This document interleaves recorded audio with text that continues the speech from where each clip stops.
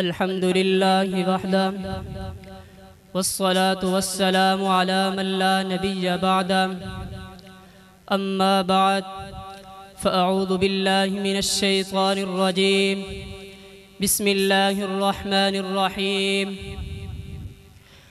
वक़ातिलूहुम हत्ता ला तकून फितनतुन व यकूनद्दीनु कुल्लुहु लिल्लाह वक़ाल अन्नबिय्यु सल्लल्लाहु अलैहि वसल्लम अल-उलमाउ वरसतुल अंबिया औ कमा क़ाल अलैहिस्सलातु वस्सलाम।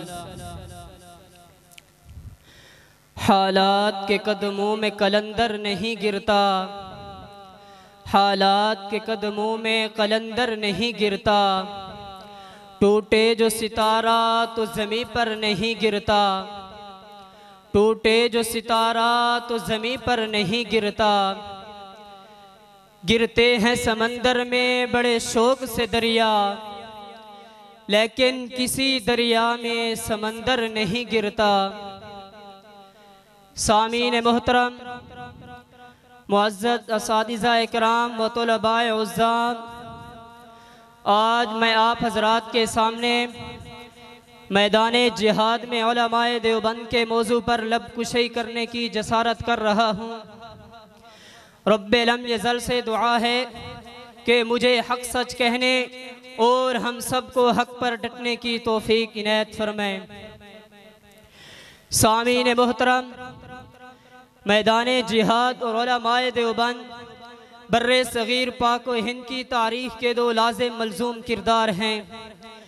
मक्कार अंग्रेज़ों ने ईस्ट इंडिया कंपनी के तिजारती नाम से हिंदुस्तान के वजूद पर कदम रखा और बाशिंदगान हिंद की शहरगे आज़ादी पर अपना नापाक खूनी पंजा जमाया, तो उस मक्कार इस्तेमार को हिंदुस्तानी सरजमीन पर चैलेंज करने वाली पहली जमात उलमाए देवबंद की थी। सामीन गिरामी, यकीनन आप लोग सोच रहे होंगे कि मैं गलत बयानी और हेर फेर से काम ला रहा हूँ। कहाँ अंग्रेज साम्राज्य की आमद और कहाँ दारुल उलूम देवबंद का क़याम। लेकिन सामीन मोहतरम, आप तवज्जो फरमाइए, मैं आपको तारीख़ का हवाला देकर बताना चाहता हूँ। तारीख़ के सफ़हात खंगाल कर देखो, अंग्रेज़ के ख़िलाफ़ हिंदुस्तान के दारुल हरब होने का फतवा देने वाले पहले शख्स मौलाना शाह अब्दुल अजीज़ रहमतुल्लाह अलैह थे, जो उलमाए देवबंद के इल्मी जद्द अमजद थे। गोया दारुल उलूम देवबंद को साम्राज्य दुश्मनी विरासत में मिली थी। मैं ये नहीं कहता कि मैदान जिहाद सिर्फ उलमाए देवबंद के खून से रंगीन है, यकीनन इसके लिए दूसरे लोगों ने भी कुर्बानियाँ दी हैं। अलबत्ता ये ज़रूर कहूँगा, परवाज़ है दोनों की उसी एक ही फ़िज़ा में, परवाज़ है दोनों की उसी एक ही फ़िज़ा में, शाहीन का जहाँ और है, करगस का जहाँ और है। हाज़रीन मजलिस, 1857 ईस्वी को जंग आज़ादी का मैदान सजा तो उलमाए देवबंद मैदान जिहाद में कूद पड़े। शामली के महाज पर अकाबिरीन देवबंद ने दो बदू जंग में हिस्सा लिया। किसी ने अमारत संभाली तो कोई कमांडर बना, कोई शहीद हुआ तो कुछ जंग हारने के बावजूद गाजी बनकर निकले। तारीख से पूछो, हाफिज जामिन शहीद कौन था, शामली का सालार कौन था, काला पानी और माल्टा के असीरान कौन थे। जंगे आज़ादी नाकामी से दो चार हुई तो उलमाए देवबंद रूप बदल कर एक और बज़ाहिर सादा मगर ख़तरनाक तरीन सूरत में सामने आ गए। सहारनपुर यूपी में दारुल उलूम देवबंद का क़याम दरअसल अंग्रेज इस्तेमार के खिलाफ अव्वलीन मजबूत मोर्चे का क़याम था। हाँ, बहुत से लोग एतराज़ कर सकते हैं कि हज़रत देवबंद तो एक इल्मी मदरसा था, उसका जंग आज़ादी और मैदान जिहाद में क्या किरदार। मैं आपको बताना चाहता हूँ कि बानी दारुल उलूम देवबंद मौलाना कासिम नानोतवी ने खुद फरमाया था कि अंग्रेज इस्तेमार के खिलाफ अगरचे दारुल उलूम देवबंद की ईंट से ईंट बच जाए, जंग बहरहाल जारी रहेगी और यकीनन ये जंग हर दौर में जारी रही।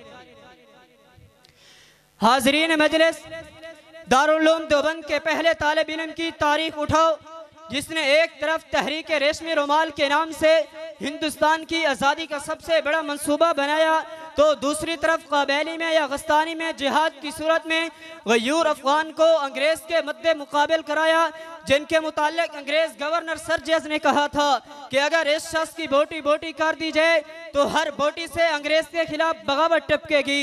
और यकीनन शेख उल हिंद के रूहानी शागिर्द उसकी जिस्मानी बोटियों की शक्ल में कभी तहरीक खिलाफत तो कभी तहरीक हिजरत, कभी तहरीक तर्क मवालात, कभी तहरीक या गस्तानी जिहाद की सूरत में हर दौर के अंदर अंग्रेज के लिए दर्द सर बने रहे।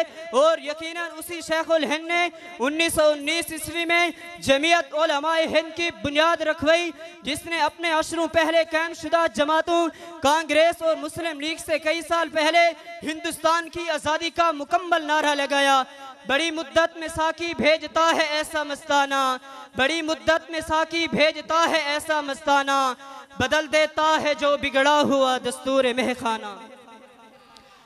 हाज़रीन मजलिस, फर्जंदान देवबंद ने न सिर्फ अंग्रेज को ललकारा बल्कि जब अंग्रेजों ने मिर्जा गुलाम अहमद कादियानी के नाम से अपने पालतू कुत्ते को मैदान में छोड़ा, जिसने एक तरफ खत्म नबूवत पर डाका डाला तो दूसरी तरफ अंग्रेज के खिलाफ जिहाद की हुर्मत का नारा लगाया, तो उस वक्त यही उलमाए देवबंद ही थे जिन्होंने 1929 ईस्वी में मजलिस एहरार इस्लाम की बुनियाद रखी, जिसने पूरी कादियानियत को हिला के रख दिया। आज़ादी हिंद और तहरीक पाकिस्तान को देखो, एक तरफ मौलाना हुसैन अहमद मदनी और दूसरी तरफ मौलाना शब्बीर अहमद उस्मानी न होते तो आज पूरा बर्रे सगीर अंग्रेजों का गुलाम होता। हाज़रीन मजलिस, क़याम पाकिस्तान के बाद की तारीख पढ़ो। 1953 ईस्वी की तहरीक खत्म नबूवत में हजारों जानों की कुर्बानी देने वाले परवाने कौन थे? कश्मीर के डोगरा राज के खिलाफ अलम बगावत बुलंद करने वालों का मसलक क्या था? उनकी इमदाद के लिए जाने वाले हजारों कबैली कौन थे? 1965 ईस्वी की पाक भारत जंग में हिंदुस्तान के खिलाफ जिहाद का फतवा देने वाले मौलाना अहमद अली लाहौरी कौन थे?